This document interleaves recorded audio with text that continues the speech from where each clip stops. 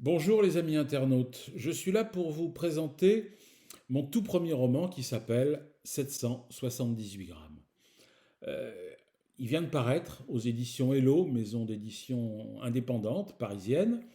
Quand je dis qu'il vient de paraître, c'est pas tout à fait vrai, il va paraître précisément le 26 mai prochain, mais vous pouvez d'ores et déjà le commander euh, sur le site à l'adresse qui va s'afficher sur l'écran.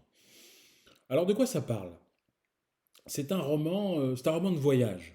C'est le voyage que va effectuer un homme, un quinquagénaire, un petit peu désabusé de la vie, un petit peu loser même, qui va effectuer avec sa mère. Mais c'est un voyage un peu particulier, tout simplement parce que sa mère, elle vient de mourir. Elle est morte et après les obsèques, après l'incinération, bah, il se retrouve, notre héros, notre anti-héros, va se retrouver avec l'urne et les cendres de sa mère sur les bras. Il ne sait pas trop quoi en faire. Et après un peu de réflexion, il décide finalement de la ramener dans son pays natal, qui est l'Espagne. Et donc le roman, c'est le récit de ce voyage particulier. D'abord particulier parce que il se fait à moto, ce qui n'est pas très courant.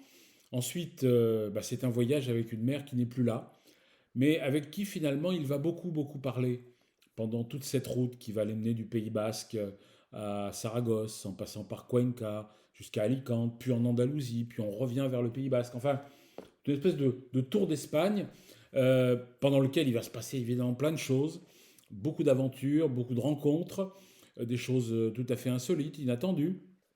Et c'est une sorte de roman initiatique en fait, euh, qui montre bien la relation particulière que peuvent entretenir une mère et son fils. Puis c'est un roman sur l'exil parce que cette femme, elle a quitté l'Espagne très jeune, quand elle était toute petite, elle avait 4 ou 5 ans.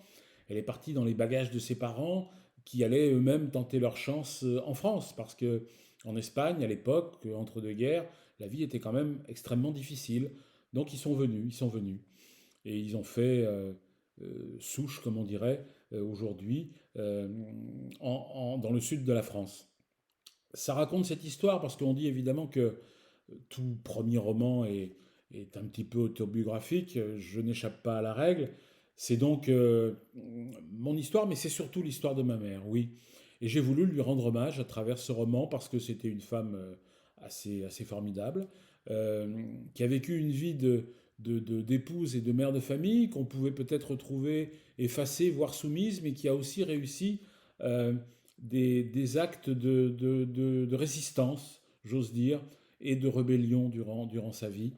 Et c'est cet hommage que je voulais lui rendre. Voilà, j'espère que vous trouverez beaucoup de plaisir à lire ce roman, autant que moi en tout cas j'ai eu du plaisir à l'écrire.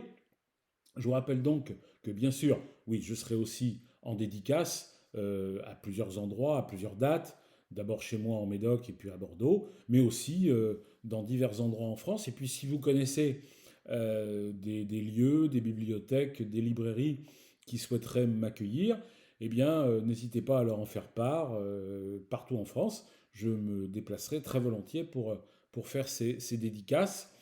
Voilà, je vous rappelle que donc d'ores et déjà vous pouvez commander ce roman sur le site des éditions Hello, l'adresse s'affiche sur l'écran.